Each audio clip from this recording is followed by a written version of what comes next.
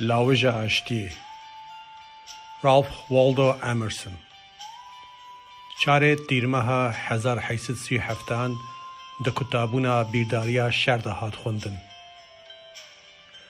لبر پرا قوین جلهی را دبو کوان آلاوان و بو لبر ماشلانا نیسانه و چاوا کو جوتکارین پیسیرتنگ راوستیان تقاندن توپاکو هات بیستن لتمام جهانه.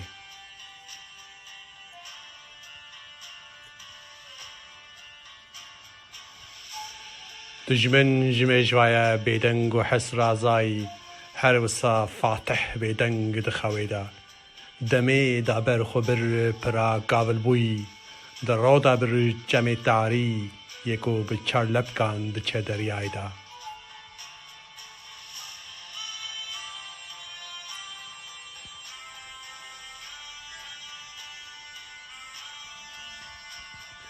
لسر و براوا هشین لبروی جمع روان ایرو کورکی سنده لیکرمه داکو بیرهاتی ببردیلا کریاروان مینا بابو کالین مه گواکو هرن کرن مه.